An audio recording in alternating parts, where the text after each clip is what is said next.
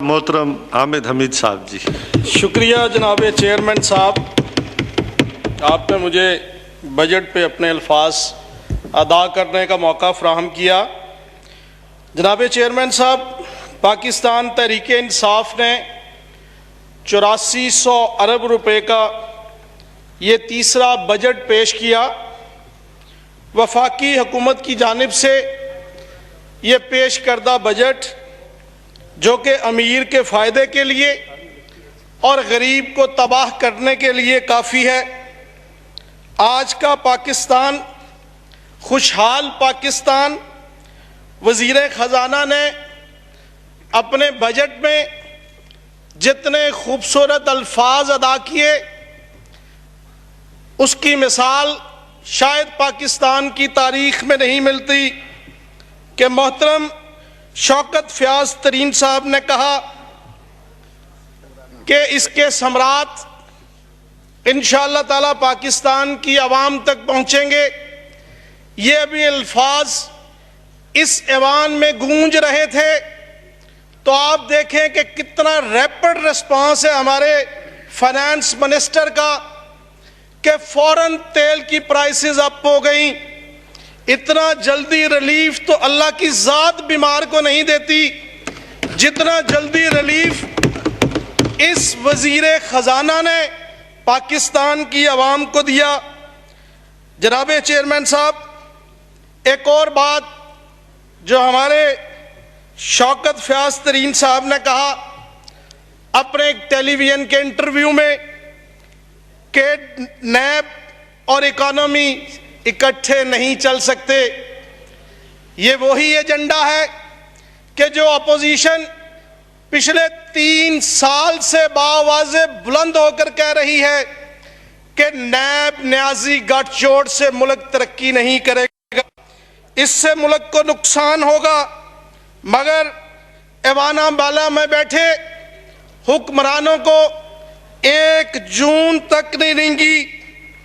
जनाब चेयरमैन साहब, आज का बजट जो कि गरीब को गरीब तर कर गया है और अमीर की खुशहाली के लिए ये बजट लाया गया।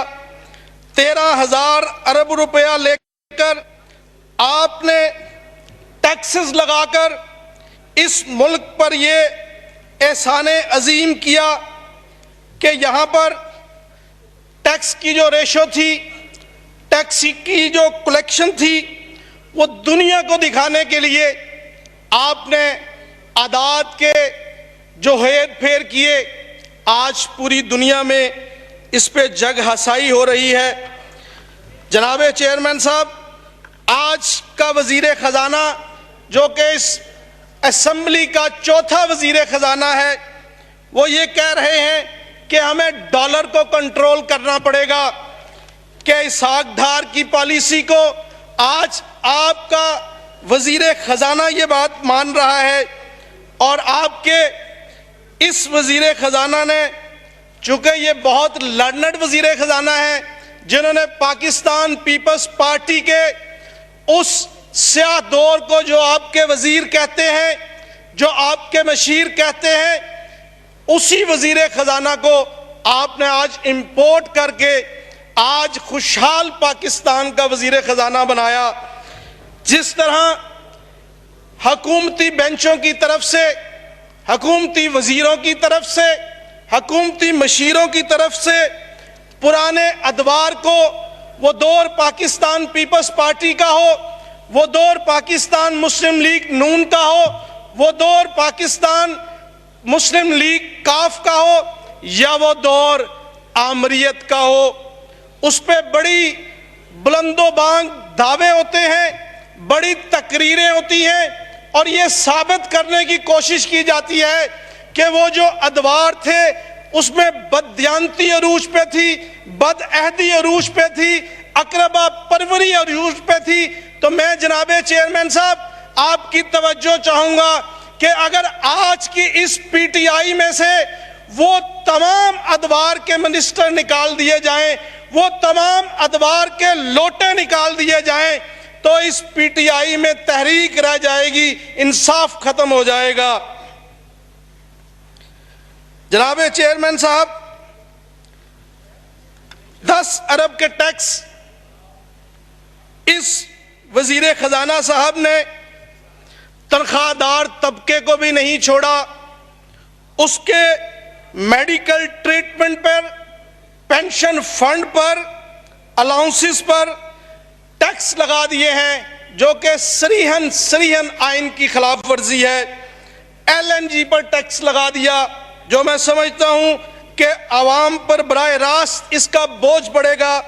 सरकारी मुलाजमीन पर, प्रोविडेंट फंड पर 10% टैक्स लगाया गया, जो कि मैं समझता हूं कि ये टैक्स फ्री बजट का नारा सरीहन गलत है। 10% तनख्वाह को बढ़ाकर डबल टैक्स वापस कौम से और तनख्वाहदार तबके से वापस लिया जा रहा है। जनाबे चेयरमैन साहब, इसके लिए शायर ने क्या खूब कहा है, जब कोई नया टैक्स लगाएगा तुमको एक शख्स याद आएगा, जब कोई तब्दीली नहीं लाएगा तुमको एक शख्स याद आएगा, जब कराची में न पानी आएगा हर कोई ईद पर नहाएगा, तुमको एक शख्स याद आएगा। सूख सिर्फ 2 ही बूंदे आएंगी, अब कोई पेट्रोल जो डलवाएगा तुमको एक शख्स याद आएगा। सुनते थे बस घर में एक कमाता है, अब वो भी एक ना कमाएगा, तुमको एक शख्स याद आएगा। जब बनोगे तुम किसी के घर मेहमान, चाय पानी कुछ भी ना खिलाएगा, तुमको एक शख्स याद आएगा। ठेले वाला अब 50 में भाई तस्वीरें फ्रूट वाली दिखाएगा, तुमको एक शख्स याद आएगा। इरशाद तुम्हें खुद ही कहेगी बेगम, बत्ती बुझा दो बिल बड़ा आएगा, तुमको एक शख्स याद आएगा। जब कोई नया टैक्स लगाएगा, जब कोई तब्दीली नहीं लाएगा, तुमको एक शख्स याद आएगा। जनाबे चेयरमैन साहब, वार्ड का इंटरप्ट नहीं, सबको बताया नाम का, मैं नाम ना भी लूं तो लोग जान से जाएं। गुजारिश है कि वो इंटरप्ट ना करे जी। जनाबे चेयरमैन साहब, मैं आपके तवस्सुत से, चूंकि आप भी मेरे ही डिवीजन से ताल्लुक रखते हैं, तो मैं जनाबे प्राइम मिनिस्टर इमरान खान साहब का दिल की अता गहराइयों से मशकूर और ममनून हूं कि सरगोदा में शहद की नहरें बह रही हैं, सरगोदा में दूध की नहरें निकलने वाली हैं, सरगोदा में पीने के पानी का मसला, सरगोदा में रोड्स का मसला, सरगोदा में बिजली की लोड शेडिंग का मसला, सरगोदा में गैस का मसला, सरगोदा में सॉल्ट वेस्ट मैनेजमेंट का मसला, थाना कल्चर का मसला, वो अल्लाह के फजलो करम से तमाम मसाइल हल हो गए हैं। और सरगोदा जो इस वक्त पाकिस्तान का पेरिस डिक्लेयर किया जा चुका है, मैं इस पे जनाबे इमरान खान साहब को दिल की अता गहराइयों से मुबारकबाद पेश करता हूं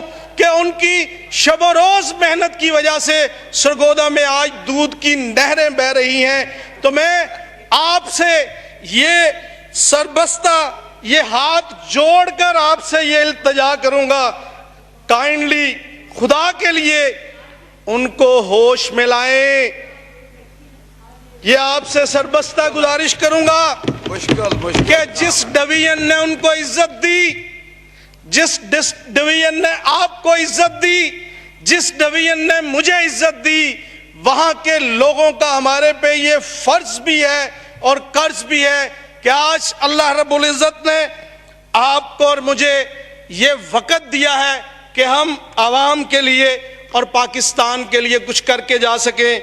जनाबे चेयरमैन साहब, मैं ये तो नहीं कहूँगा कि पंजाब की हुकूमत ये सही सब्स्टिट्यूट है, मगर जो पुरानी करप्ट हुकूमत थी मियाँ शहबाज शरीफ की, उस वक़्त थाना कल्चर बड़ा अरूज पे था, पटवार कल्चर बड़ा अरूज पे था।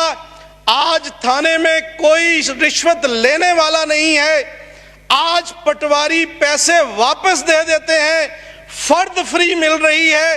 कैंसर के मरीजों को अद्वियात फ्री मिल रही हैं।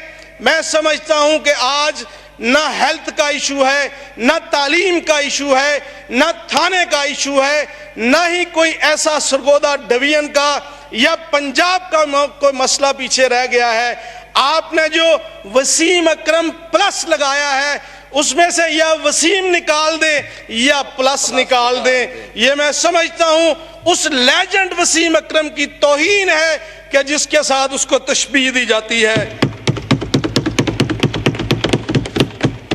जनाब चेयरमैन साहब, मैं आज अखबार पढ़ रहा था तो एक खबर मेरी नजर से गुजरी तो मैंने उसको बड़ा महसूस किया और मैंने कहा कि यह बड़ी नाइंसाफी होगी आईजी पंजाब पुलिस की, बेतौकीरी होगी कि अगर मैं उनको आज हाउस में उनको एप्रिशिएट ना करूं। उन्होंने आज एक बड़ा कदम उठाया कि अपने तमाम मुलाजमीन का मंशियात टेस्ट करवाने का फैसला किया। तो मैं इस हाउस के तवस्सुत से मैं उनको मुबारकबाद पेश करता हूं कि उन्होंने ये बड़ा खूबसूरत फैसला किया और आपसे ये अपील करता हूं कि आप भी इस हाउस में मंशियात के टेस्ट को लेकर आएं और अपने प्राइम मिनिस्टर से लेकर अपने वजीर से लेकर तमाम अरकान असम्बली के मंशियात टेस्ट करवाए जाएं ताकि पूरी दुनिया आपको ना सिर्फ एप्रिशिएट करे, आपको न सिर्फ खिराजे तहसीन पेश करे, बल्कि आपके इस अजीम कारनामे को, आपके इस अजीम काम को रहती दुनिया तक मैं समझता हूं कि रहना चाहिए। जनाब चेयरमैन साहब, मैं ये समझता हूं कि मियां मोहम्मद नवाज शरीफ और मियां मोहम्मद शहबाज शरीफ के अदवार में अगर इतनी करप्शन थी, अगर पुराना पाकिस्तान इतना बुरा था कि आज जब मैं नया पाकिस्तान देखता हूं, आज जब मैं तरक्की याफ्ता पाकिस्तान देखता हूं, आज जब मैं इस पाकिस्तान की हालत देखता हूं तो यकीन जानिए कि मुझे फख्र हासिल होता है कि मैं मियां नवाज शरीफ का, मियां शहबाज शरीफ का मैं अदना सा वर्कर हूं, अदना सा सिपाही हूं कि जिसके दौर में जीडीपी ग्रोथ 5.8% थी और आज के वजीर खजाना, आज का प्राइम मिनिस्टर वो जो 4% में जीडीपी आने पर आज नाच नाच के निढाल हुए पड़े हैं कि ये नाच नाच कर पागल हुए हैं। कम से कम थैंक यू जी, कम से कम नवाज शरीफ के उस दौर को आप बहाल नहीं कर सकते तो उतनी ग्रोथ करके फिर खुशियां मनाएं, वो उजड़े पाकिस्तान का मुकाबला आप करते हैं। इसी एक शेर के साथ जनाब चेयरमैन साहब, मैं आपका मशकूर हूं कि आपने मुझे अपनी मार्जूजात पेश करने का मौका फराहम किया। जमीन बेच डाली, जमन बेच डाला, लहू बेच डाला, कफन बेच डाला, किया मेरे गुलशन की हर शय का सौदा, शजर बेच डाला, चमन बेच डाला, किए थे नौकरियों और मकानों के वादे, मेरे जाए मरक का कफन बेच डाला। मैं रोटी और कपड़े में उलझा रहा, मैं रोटी और कपड़े में उलझा रहा, एक नशेई ने मेरा वतन बेच डाला। ये एक्सपंज किया जाता है जी,